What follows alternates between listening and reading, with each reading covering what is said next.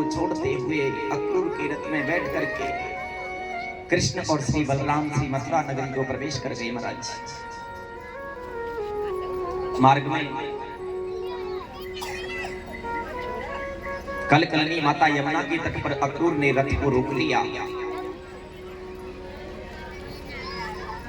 धन्य धन्य अक्रूर भय जल भीतर बंसी की धुन पाई,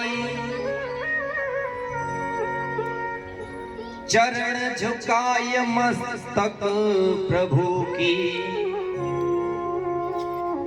भाव भरी सी स्तुति गाई। अक्रूर जी ने रथ को यमुना के तट पर रोक दिया और अक्रूर रथ से उतर करके यमुना जल में स्नान करने लगे। और महाराज जो स्नान किया है ना, जैसी डुबकी लगाई तो अक्रूर वहां क्या देख रहे हैं? अक्रूर जी देख रहे हैं कि जो कन्हैया मेरे रथ में बैठा हुआ है वही कन्हैया जल के भीतर शेष सैया पर मधुर मधुर बंसी बजा रहा है। और महाराज जो ये देखा सुंदर दृश्य, धन्य धन्य अक्रूर भये जल भीतर बंसी की धुन पाई,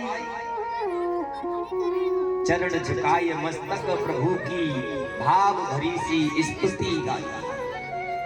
आज धन्य धन्य हो गए अक्रूर। इतना आनंद अक्रूर वहां से सीधे स्नान कर प्रभु को चरण बंधन करके और कंस के पास आ गए। महाराज मैं कृष्ण बलराम दोनों को ले आया हूं और प्रातः काल वो आपके धनुष यज्ञ में सम्मिलित हो जाएंगे। आज सुखदेव जी महाराज बताते हैं, राजन परीक्षित भगवान श्री कृष्ण की 11 वर्ष और 55 दिन की उम्र है। कितनी? 11 वर्ष और 55 दिन की उम्र है। भगवान श्याम सुंदर की मथुरा नगरी में कन्हैया प्रवेश कर रहे हैं और जितनी मथुरा नगरी की नारियां हैं वो सब अपनी अटारियों पर पुष्पों के हार लेकर के खड़ी हैं, पुष्प लेकर के खड़ी हैं। कब गोविंद आए, कब हम इनका स्वागत करें। अच्छा, कन्हैया आमे तो स्वागत तो सबको करना चाहिए है भाई। जब स्वयं ठाकुर जी हमारे यहाँ आमे तो स्वागत तो सबको करना चाहिए।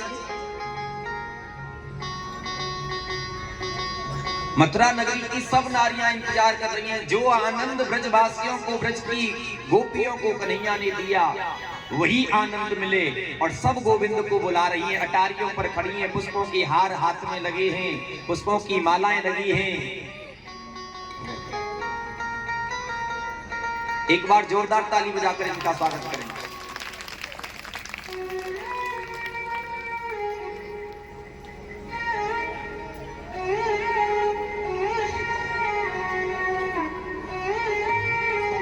आजा सवरिया मोरे, आजा सवरिया,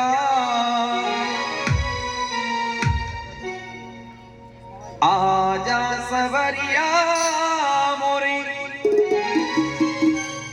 आजा सवरिया। आइए हम सभी ठाकुर जी को बुला लें। एक बार दोनों हाथ समर्पण भाव वाले ऊपर करें और मिलकर के मोरे आजा सवरिया, आजा सवरिया, आजा सवरिया मोरे, आजा सवरिया, आजा सवरिया मोरे, आजा सवरिया, आजा सवरिया मोरे, आजा सवरिया। सुनी है, सुनी है, सुनी है मथुरा नगरिया, आजा आजा सवरिया, सुनी है मथुरा नगरिया, आजा आजा सवरिया। मोबाइल चलाओ। हरि बोल।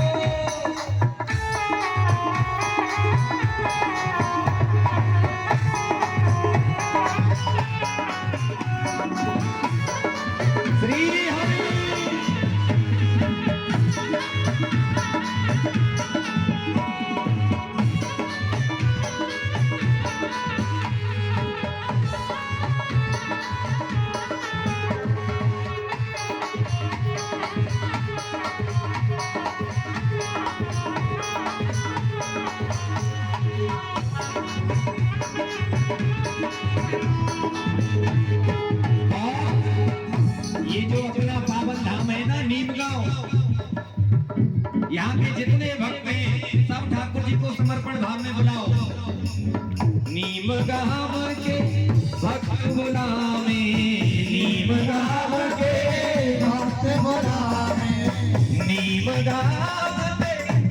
बुलावे नीम गावे भक्त बुलावे और भक्त बुलावे कोई संत बुलावे नीम गावे नीम गावे नीम गावे भक्त बुलावे नीम गावे क्यों बुला रहे निक आई बजा जा बसुरिया आजा आजा खबरिया सुनी गोकुल सुनी गोकुल नगरिया आजा आजा खबरिया सुनी गोकुल नगरिया आजा आजा खबरिया बोली बांके बिहारी लाल की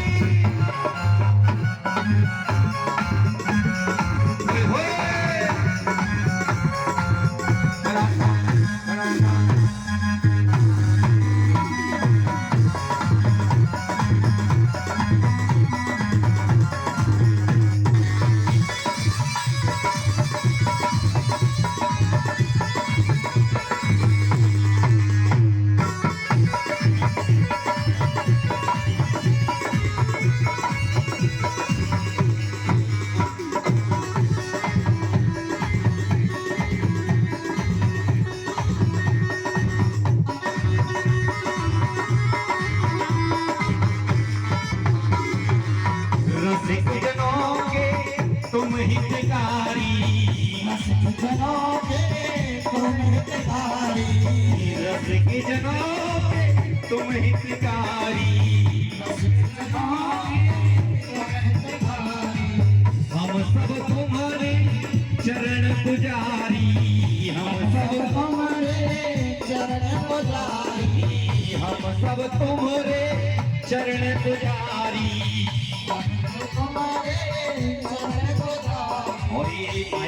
जय जय आजा आजा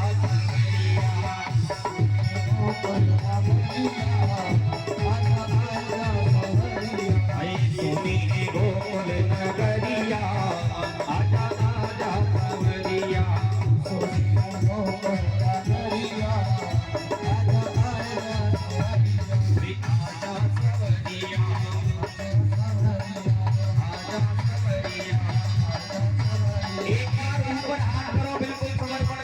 और मिलकर के बोलो आजा सवरिया कोई आजा सवरिया कोई आजा सवरिया कोई आजा सवरिया मेरी आजा सवरिया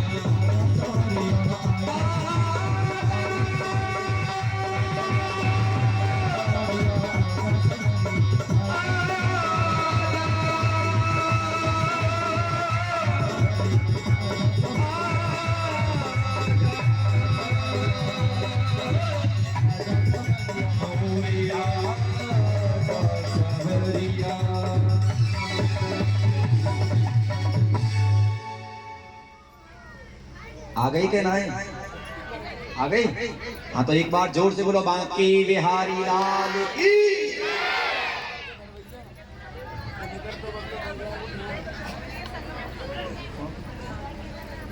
मथुरा नगरी में भगवान ने प्रवेश किया। हाँ अब थोड़ी देर शांति बना करके बैठे। सबसे पहले भगवान ने यमुना नदी पर एक महाराज कंस के सेवक का उद्धार किया, जिससे भगवान ने अपने ग्वाल वालों को वस्त्र धारण कराए। लेकिन महाराज वस्त्र हैं महाराज कंस के और ग्वाल वाल छोटे छोटे। मार्ग में जा रहे तो वस्त्र पृथ्वी पर जमीन पर पीछे से किड़ते हुए जा रहे हैं। भगवान ग्वाल वालों को लेकर अपने एक सेवक के पास गए दर्जी के। उसने उन वस्त्रों को सिल करके सही फिटिंग में किया, सबको अच्छे से पहनाया। अब भगवान वहां से आगे बढ़े तो एक सुदाम नाम का माली है। सुदाम नामक माली के यहाँ भगवान गए। उसने बड़ा स्वागत प्रभु का किया और सुदाम ने अपने हाथों से कलियों से हार बनाए, सबके गले में माल्य अर्पण की। भगवान सुंदर आशीर्वाद देकर के और आगे बढ़े। आगे भगवान देख रहे हैं मार्ग में हाथ में एक चंदन का कटोरा लिए हुए एक स्त्री चली आ रही है, टेढ़ी मेढ़ी सी चाल, 3 जगह से कमर टेढ़ी।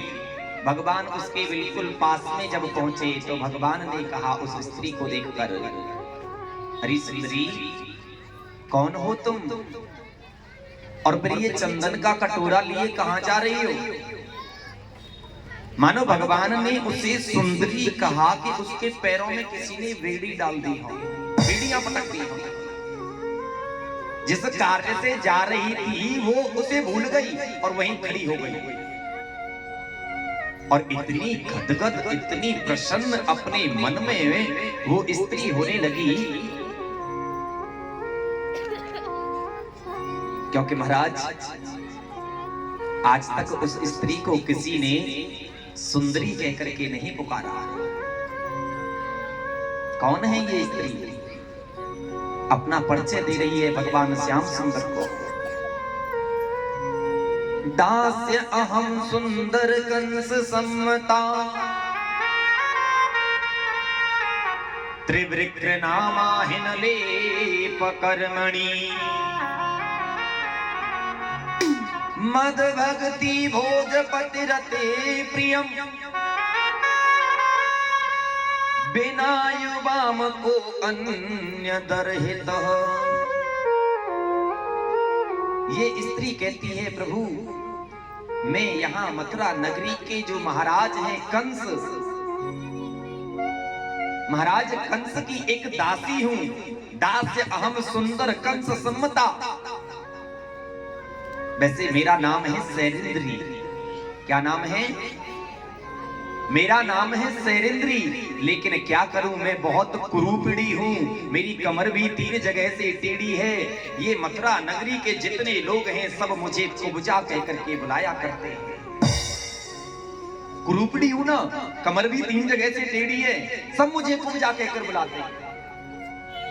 लेकिन आज तुमने जो मुझे सुंदरी कहकर के बुलाया ना,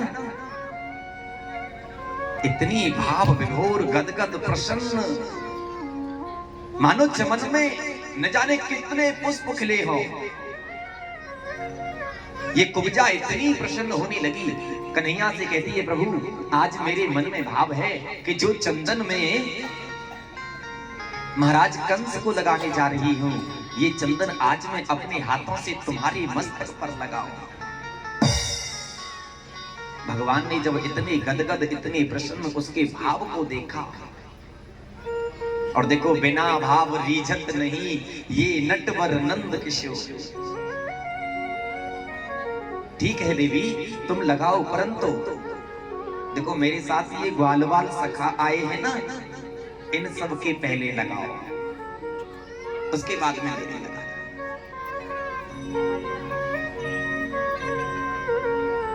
महाराज कुब्जा ने सबके मस्तक पे चंदन लगाया। ग्वाल वालों के चंदन लगाने के बाद जब भगवान के चंदन लगाने लगी कुब्जा, अपने हाथों से जैसे जैसे हाथ स्पर्श कर रहे हैं मस्तक को, मानो कुब्जा के सारे दुखों का हरण हो रहा हो। जैसे भगवान का मस्तक चंदन से शीतल हो रहा है, उतनी ही कुब्जा अंदर से हृदय से प्रसन्न गदगद हो रही है। उसके सारे दुखों का कन्हैया हरण कर रहे हैं और कुब्जा को पता ही नहीं चल रहा है।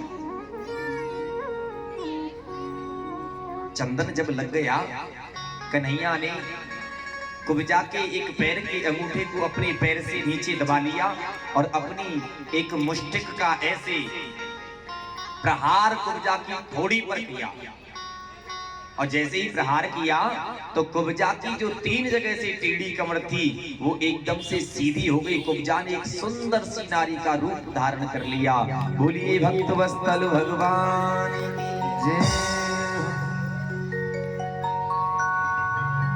भगवान अब यहां से और आगे बढ़े, कंस की सभा में पहुंचे, देखा धनुष रखा हुआ है। गोविंद ने बिना विचार किए उस यज्ञ के धनुष को उठाया। करीड वामेन सलील मुदुद्रतम् संजम च कृत्वा निमसेण पश्यताम्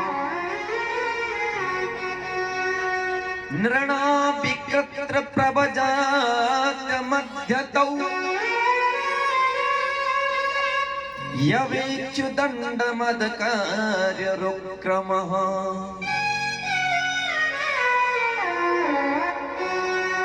करेण वामेनः समील मुद्रतम। भगवान ने अपने कर कहते हाथ को करेण वामेनः बाएं हाथ में धनुष को उठा लिया और दाहिने हाथ से पकड़ करके उस कंस के धनुष को एक पल भर में 2 टुकड़ों में बदल दिया।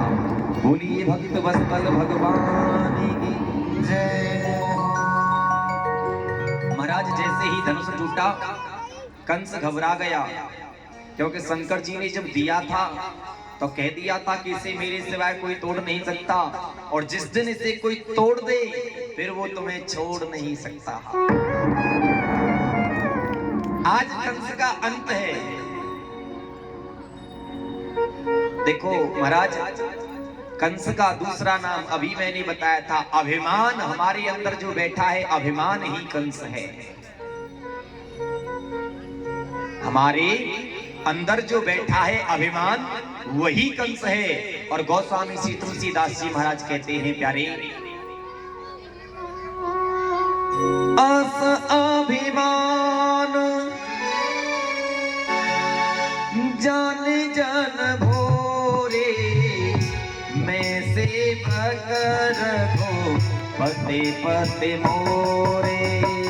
मैं सेवक रघो पते पते मोरे। ओ अस अभिमान जान जन भोरे, मैं सेवक रघो पते पते मोरे। मैं सेवक रघो पर पते मोरे। ओ अब प्रभु कृपा करहु यही भांति। ओ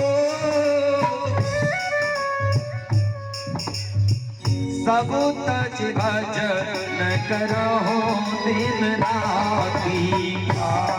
सिया राम जय जय राम। सिया राम जय जय राम। ओ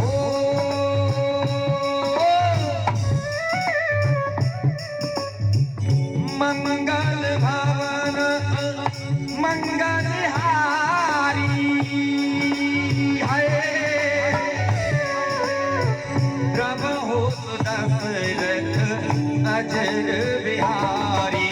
राम सिया राम जय जय राम जय जय सीताराम। राम सिया राम जय जय राम जय जय सीताराम। राम सिया राम जय जय राम जय जय सीताराम। क्या मिला? अपने अंदर बैठे हुए अभिमान रूपी कंस का हमें तुरंत ही हरि नाम संकीर्तन से नष्ट कर देना चाहिए, उद्धार कर देना चाहिए। अस अभिमान जान जन भोरे, और मैं सेवक रघुपति पति मोरे। अर्थात हम तो केवल प्रभु के दास बने, केवल प्रभु के सेवक बने। अभिमान काय का महाराज है? नौकरी लग गई उस बात का, या फिर बहू आ गई घर में उस बात का, या अच्छा मकान बना लिया उसका? नहीं, ये तो केवल भौतिक और सांसार की ये वासना, ये तो सब मिलना ही है, निश्चित है। लेकिन मैं बताऊं, जिस पर तुम अमल करते हो, खुश होते हो, तुम्हें कुछ भी नहीं मिला, ये तो बेकार है। वास्तव में हकीकत वो है, मिलता तो वो है हमें जिसकी हम कभी स्वप्न में भी कल्पना नहीं कर सकते। क्योंकि यहाँ कवि कहता है बिन मांगे हीरा मिले और मांगे मिले ना भीख। तुम्हें तो केवल भिखारी की तरह मिल रहा है, जो तुम जाकर के रोते हो प्रभु से, जो बार बार कहते हो, और जितना रोते हो ना, जितना मांगते हो, हम तुम भिक्षुक को जो भिक्षा देते हैं उसी प्रकार भगवान तुम्हें दे रहा है। ये तो मिलना है, परंतु जो हमें चाहिए उसकी तुम कल्पना नहीं कर सकते। जो मिलना चाहिए उसकी कल्पना नहीं हो सकती महाराज। वो मिलेगा कब? जब तुम प्रभु के सेवक बनोगे, दास बनोगे। अब प्रभु कृपा करहु यही भांति, सब तजे भजन करहु दिन राती। जब तुम अपने घर के सारे संसार के इन वासनाओं को भूल जाओगे, सबको तज दोगे, सबको त्याग दोगे और निष्ठा से श्रद्धा भाव लेकर प्रभु की शरण में चले जाओगे, तो फिर देखना उस जीवन का आनंद क्या क्या तुम्हें प्राप्त होगा, तुम कभी सोच नहीं सकते। क्योंकि यहाँ मंगल भवन अमंगलहारी और द्रवहु सुदशरथ अचर बिहारी। जो मंगल गान करने के लिए प्रभु के दरबार जाते हैं महाराज, सारे अमंगलों का हरण, और फिर ऐसा आनंद, ऐसा मंगल ही मंगल होता है कि द्रवहु सुदशरथ अजर बिहारी। वो अजर अमर व्यक्ति चारों दसों दिशाओं में अपना मंगल ही मंगल करा लेता है। वो कृपा पूरी करते हैं, लेकिन हम चाहते नहीं है कि वो कृपा हो। बेटा को विवाह है जाए, घर में बेटा की नौकरी लग जाए, एक बहू आ जावे, बढ़िया सो एक प्लॉट हो बाजार में, 2-4 दुकान चल रही हो,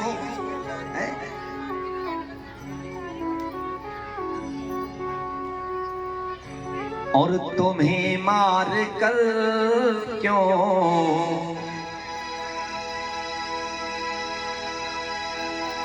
इन्हें मांग कर क्यों बिगाड़े धर्म। जिन चीजों को तुम मांगते हो इनसे धर्म नष्ट होता है, क्योंकि ये वासनाओं में ले जाती हैं, और जो व्यक्ति वासनाओं में फंस जाए फिर वो झूठ साच बोल बोल करके धर्म को नष्ट कर लेता है। इन्हें मांग कर क्यों बिगाड़े धर्म, नहीं तो तुम्हें मार देंगे एक दिन तुम्हारे कर्म, तुम्हें मार देंगे एक दिन तुम्हारे कर्म। ऐसा कर्म मत करो जो मौत के निकट पहुंच जाओ, कर्म ऐसा करो जैसे तुमने देखा है चुम्बक के पास में यदि हम लोहे का एक छोटा सा कण रख दें, उससे छुपाना नहीं है, दूर रख देना, दूर, लेकिन चुम्बक उस लोहे के कण को अपनी ओर खींच लेती है और वो चिपक जाता है। ऐसे ही ये भक्ति का मार्ग है। यदि तुम सब तज करके जाओगे इसकी शरण में, अगर भटक भी रहे होंगे, कोई मार्ग कुमार्ग भी हो गया होगा, तो ये तुम्हें हाथ पकड़ करके अपनी ओर खींच लेगा। वो कर्म जब तुम करोगे तो महाराज मुक्ति मिलेगी, वहां मौत नहीं है। एक बार प्रेम से बोलो राधे राधे, एक बार और बोलो, एक बार और बोलो, बहुत सुंदर। अच्छा अब ये बताओ, 5 तो बज गए, घर कौन कौन जा रहा है?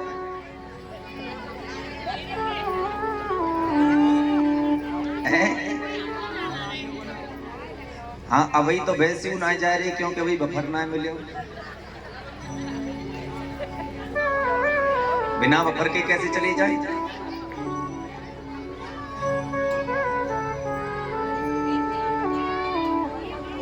भगवान श्री कृष्ण ने, सुनो, आज कंस का वध किया।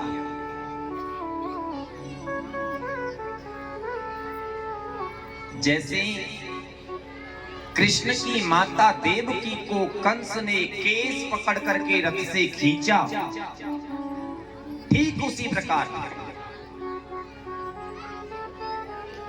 कृष्ण ने कंस के केस पकड़ करके राज सिंहासन से नीचे खींचा।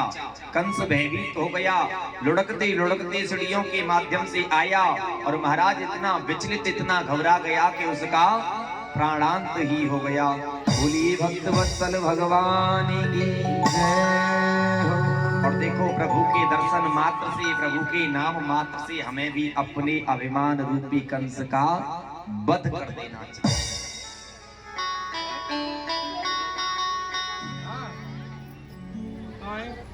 भगवान ने आज कंस की पत्नियों को आत्म उपदेश किया। कंस के 4 भाई और थे, इनका उद्धार किया। अब भगवान अपने माता पिता के पास आए, उनको बंधन से मुक्त किया, चरणों में प्रणाम किया। और श्री सुखदेव जी महाराज कहते हैं, राजन परीक्षित, माता देवकी ने कृष्ण बलराम दोनों का मुंडन करवाया और गुरुकुल में शिक्षा ग्रहण करने के लिए भेज दिया। जिस समय कन्हैया शिक्षा ग्रहण करने गए हैं, मार्ग में गोविंद का मिलन एक सखा से हुआ। क्या नाम है उनका? है हाँ, सुदामा जी महाराज। सुदामा से मित्रता गोविंद की हुई। ये बड़ी करुण कथा है भगवान की, श्री कृष्ण और सुदामा का मिलन। मगर आज रुक्मिणी मंगल तक हम इस कथा को सुनेंगे। और ये सुदामा चरित्र की जो कथा है, श्री कृष्ण और सुदामा का जो मिलन हुआ है और जो मित्रता हुई है, ये कथा हम कल सप्तम दिवस में इस कथा को सुनेंगे। ये कथा कल विस्तार पूर्वक आप सभी को श्रवण कराई जाएगी। श्री सुदामा जी महाराज अपने मित्र कन्हैया के लिए, द्वारकाधीश के लिए एक वस्त्र में तंदुल लेकर के जो द्वारका गए, भेंट लेकर के जो गए हैं। बहुत अद्भुत प्रसंग है, बड़ा करुणामयी प्रसंग है। इसको निष्ठा से कल श्रद्धा से सुनेंगे। और कल फिर कथाओं की पहले दिन से लेकर 7वें दिन तक जितनी भी प्रसंग हमने श्रवण किए, उन सब प्रसंगों का एक बार फिर पुनः सूक्ष्म स्वरूप में हम सभी सुनेंगे। कहते हैं, सप्तम दिवस की कथा यदि व्यक्ति सुन लेता है निष्ठा से, यदि वो पहले दिन से 6 दिन तक सतम कथा में सम्मिलित नहीं हो पाए और 7वें दिन यदि आ जाते हैं और निष्ठा से उस कथा को एकाग्र मन से सुन ले, तो पूरे 7 दिन की कथा का पुण्य लाभ मिलता है। क्योंकि कल पूरे 7 दिन की कथा छोटे छोटे प्रसंगों में श्रवण कराई जाएगी और फिर भागवत जी के 12 स्कंदों को पूर्ण किया जाएगा। कथा को विराम दे दिया जाएगा। कल कथा विराम की जाएगी। कल ही हम सब मिलकर सुखदेव जी महाराज की, श्री वेद व्यास जी महाराज की विदाई कर देंगे यहां से, है ना? कल निष्ठा से इन प्रसंगों को सुनेंगे और ठाकुर जी को विदा करेंगे। आज माता देवकी ने मुंडन कराकर जब गुरुकुल भेजा तो सुदामा से मित्रता हुई है। बहुत समय के बाद जब कन्हैया लौट करके आई तो मैया देवकी को पता चला कि आज मेरा कृष्ण आ रहा है गोकुल से, गुरुकुल से लौट करके। तो मैया देवकी ने अपने पुत्र के लिए बड़े सुंदर पकवान, बड़े सुंदर भोजन बनाए। क्योंकि आज इतने समय के बाद देवकी को ये मौका मिल रहा है। अब तक कन्हैया यशोदा के घर में रहे, यशोदा ने पालन किया। देवकी को ये मौका बहुत समय के बाद आज मिल रहा है। बड़ी हृदय से भाव विभोर होकर मैया अनन्य ममता विष्णु ममता प्रेम संगता भाव सैव सांद्रात्मा बुधई प्रेमा निगध्यते, इतने भाव के भोजन बना रही है, इतनी विभोर होकर मैया कि आज जब मेरा कृष्ण आएगा तो मैं अपने लाल को अपने हाथों से ये भोजन कराऊंगा।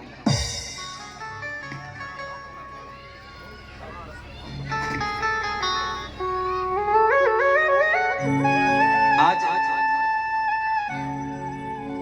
गोविंद आ गए, कन्हैया को बिठा दिया विश्राम कक्ष में।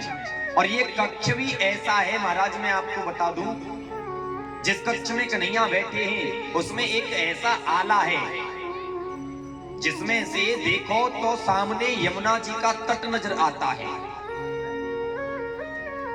कन्हैया उस कक्ष में जब आए, उन्होंने उस आले को देखा।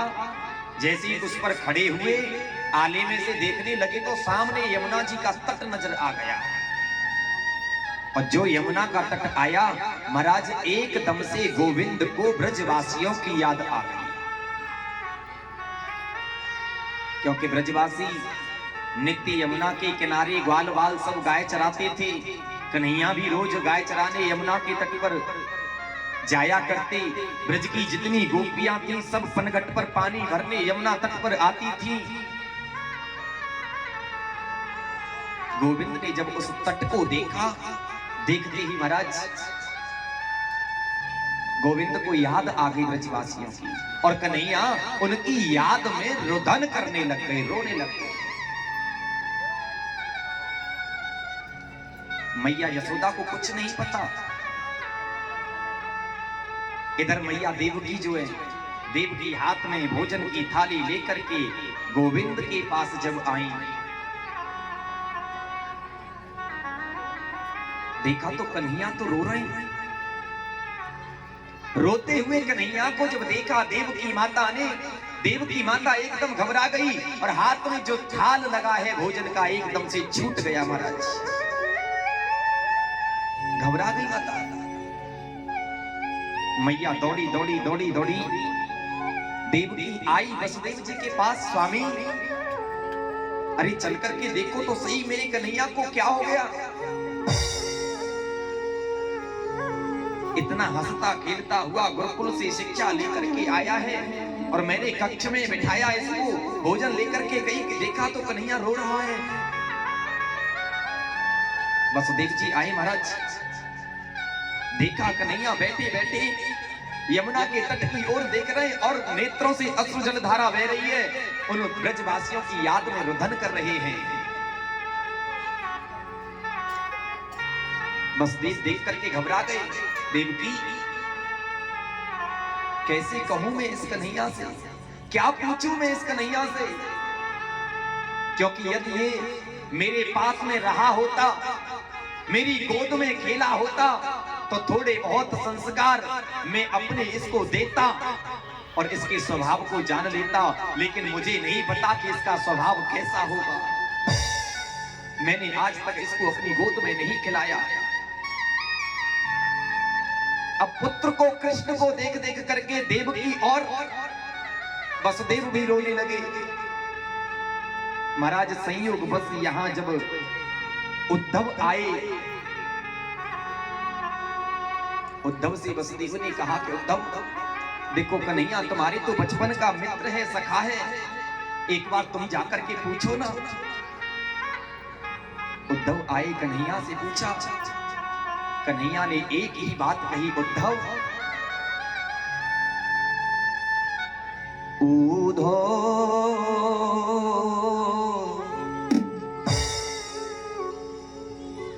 मोहे ब्रज बिसरत नाही। बड़ी सुंदर पंक्तियां हैं। कन्हैया कह रहे हैं उद्धव को, उद्धव उद्धव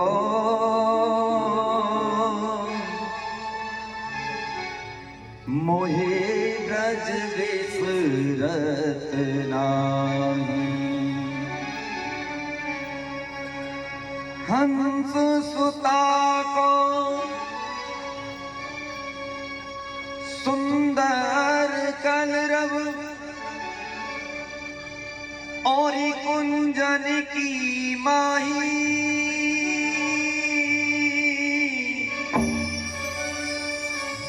उद्धव मोहि ब्रज बिसरत नाही। कन्हैया रोते रोते उद्धव से कहते हैं, उद्धव मेरे रोने का कारण यदि तुम जानना चाहते हो तो आज इतना समय मुझे हो गया उस ब्रज धाम को छोड़े हुए, केवल 3 दिन की कहकर के आया था, लेकिन यहाँ आज परसों ही परसों में बरसों व्यतीत हो गए और मुझे अपने उन ब्रजवासियों की बहुत याद आ रही है। उद्धव, अरे मैं कैसे भूल सकता हूँ उन ब्रज की गोपियों को जो नित्य अपने घर के काम काज को त्याग कर मेरे दर्शन के लिए, मेरे साथ क्रीड़ा करने के लिए सर्वत्र तत्पर तैयार रहती थी। उद्धव, मैं कैसे भूल सकता हूँ ब्रज के उन ग्वाल वालों को जो मेरे नेत्र के एक इशारे पर सर्वस्व छोड़ करके मेरे साथ दौड़ करते थे।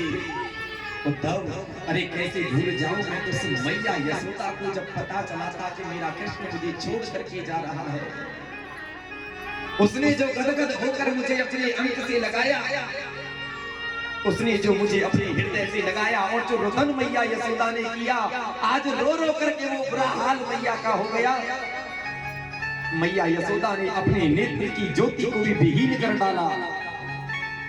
उद्धव, मुझे बार बार उन ब्रजवासियों की, उन गोपियों की, ग्वालों की और अपनी मैया यशोदा की याद आती है। रोते हुए उद्धव से कन्हैया कह रहे हैं, ओ उद्धव हे मैया की,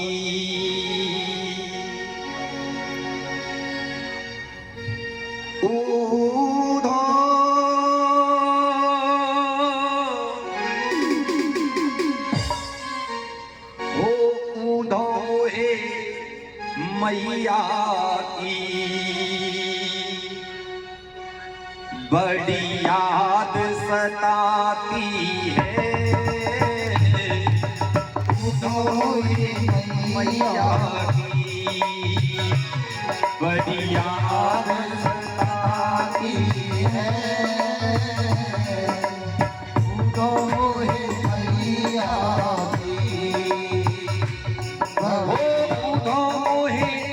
मैया की बड़ी याद सताती है। मैया की बड़ी याद सताती है। और भैया वृंदावन को ऐसा कहा, भैया वृंदावन को मेरी ले जा पाती है। उद्धव मैया की बड़ी याद सताती है।